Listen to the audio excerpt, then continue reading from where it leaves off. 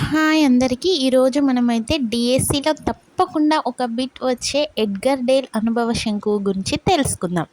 ఈ Edgar Dale అనుభవ శంకువు అనేది ఆడియో విజువల్ మెథడ్స్ అనే టీచింగ్ బుక్లో ఇతడు తన అనుభవాలను ఆధారం చేసుకొని ఈ శంకువును రూపొందించాడు. మనకి క్వశ్చన్స్లో ఎడ్గర్ డేల్ ఏ దేశానికి చెందినవాడు అని అడగవచ్చు. అప్పుడు మనం అమెరికా దేశానికి అని ఆన్సర్ ఇవ్వచ్చు. అయితే దీని యొక్క ముఖ్య ఉద్దేశం ఏంటి అంటే విద్యార్థులు ఏ బోధన పద్ధతి ద్వారా ఎక్కువగా నేర్చుకుంటారు అనే విషయం మీద ఇది ఆధారపడి ఉంటుంది. ఇందులో 11 స్థానాలు ఉంటాయి. ప్రత్యక్షం నుండి శాబ్దిక చిహ్నాల వరకు కింది నుంచి మీదికి, పైనుంచి కిందికి. పై భాగాన్ని ఏ పేర్లతో పిలుస్తారు అని క్వశ్చన్ అడగవచ్చు. అగ్రభాగం, శీకర భాగం, శీర్ష భాగం, కొన భాగం. పైన ఉన్నవన్నీ అమూర్త భావనలు, కిందికి వచ్చే కొద్దీ అవి మూర్త భావనలుగా మారుతాయి.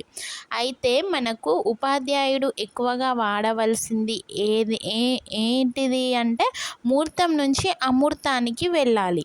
అంటే తెలిసిన దాని నుండి తెలియని దానికి వెళ్ళాలి. ఎడ్గర్ డేల్ అనుభవ శంకువులో మధ్యస్థ అనుభవం ఏంటిది అంటే ఎగ్జిబిషన్స్ లేదా ఎగ్జిబిట్స్లు, ప్రదర్శనలు. ఇది ఎడ్గర్ డేల్ అనుభవ శంకువులో ఇది 6వ స్థానంలో ఉంటుంది. మధ్యస్థ అనగానే ఎగ్జిబిషన్స్ గుర్తుపెట్టుకోవాలి. ఉదాహరణకి అడవిలో అరుదైన జంతువుల గురించి డిస్కవరీ ఛానల్ చూస్తూ తెలుసుకుంటున్న విద్యార్థి ఆధార భాగం నుంచి 8వ స్థానంలో ఉన్నాడు. ఆధార భాగం అంటే ఏంటిది? కింద భాగం కదా. కింద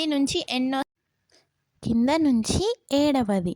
7వది ఏంటి? టెలివిజన్. సో అతడు ఎందులో చూస్తున్నాడు? డిస్కవరీ ఛానల్ అంటే టీవీలోనే కాబట్టి దాని ఆన్సర్ వచ్చేసి 7 అన్నట్టు. అదేవిధంగా కలుపు తీయడం మరియు పంట కోతలు అనే భావనను వివరించుటకు ఎన్నుకోదగ్గ ఉత్తమ అభ్యసన అనుభవ రకము. ప్రదర్శన కాదు, ప్రదర్శితాలు కాదు, నాటకీకరణము కాదు. బయటికి వెళ్ళి చేస్తాం కాబట్టి క్షేత్ర పర్యటన.